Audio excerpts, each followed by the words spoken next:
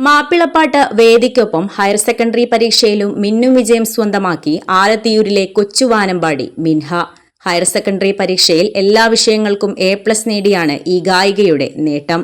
LP തലം മുതൽ മാപ്പിളപ്പാട്ട് വേദികളിൽ നിറസാന്നിധ്യമായ മിൻഹയുടെ പരീക്ഷയിലെ നേട്ടത്തിന് തിളക്കമേറെയാണ്.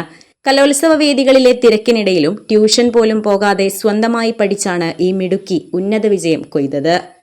അഴകുള്ള ഫാത്തിമ, അരുമപ്പു ഫാത്തിമ, അല്ലാന്റെ ദൂതരെ പൂമോള് ഫാത്തിമ, അലിയാര തങ്ങൾക്ക് ഇണയൊത്ത ഫാത്തിമ. അഴകുള്ള ഫാത്തിമ, അരുമപ്പു ഫാത്തിമ, അല്ലാന്റെ ദൂതരെ പൂമോള് ഫാത്തിമ, അലിയാര തങ്ങൾക്ക് ഇണയൊത്ത ഫാത്തിമ. സംസ്ഥാന സ്കൂൾ കലോത്സവത്തിൽ റിയാലിറ്റി ഷോ താരങ്ങളായ ഗായകരെ ഉൾപ്പെടെ പിന്തള്ളി 1ാം സ്ഥാനം കൊയ്തതോടെയാണ് മിൻഹ വാർത്തകളിൽ ഇടം നേടിയത്. ദുബായിൽ ഡ്രാഫ്റ്റ്സ്മാനായ സൈഫുദ്ദീന്റെയും വീട്ടമ്മയായ ഹാസിബയുടെയും മകളായ മിൻഹ പ്രമുഖ മാപ്പിളപ്പാട്ട് രചയിതാവും ഗായകനുമായ ഫൈസൽ കന്മനത്തിന്റെ ശിക്ഷണത്തിലാണ് സംസ്ഥാന കലോത്സവത്തിൽ മാറ്റുരച്ചത്.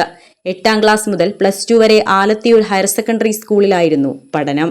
ആലത്തിയൂർ സ്കൂളിന്റെ ഒപ്പന സംഘത്തിലെ ഗായികയായിരുന്നു മിൻഹ. അവിടെ ഒപ്പന പരിശീലകനായി എത്തിയതിനിടെയാണ് മിൻഹയുടെ മികവ് ഫൈസലിന്റെ ശ്രദ്ധയിൽപ്പെട്ടത്.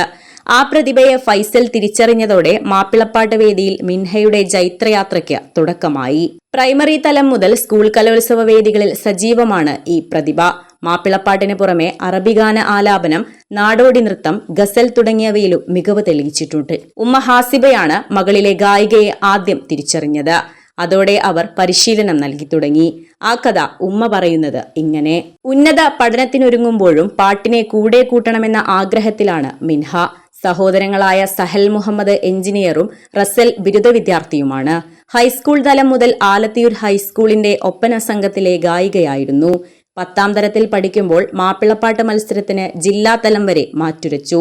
ഹയർ സെക്കൻഡറി പഠനകാലത്ത് ഗസൽ വിഭാഗത്തിലും ജില്ലാ കലോത്സവത്തിൽ മത്സരിച്ചു. +2 പഠിക്കുമ്പോൾ ജില്ലയിൽ 1ാമതെത്തിയ മിൻഹ സംസ്ഥാന കലോത്സവത്തിലും മികവ് നിലനിർത്തുകയായിരുന്നു. പഠനത്തിൽ കൂടി മികവ് തെളിയിച്ച് നാടിന് അഭിമാനമായിരിക്കുകയാണ് ഈ ഗാനപ്രതിഭ. Editor live, Alathiyur.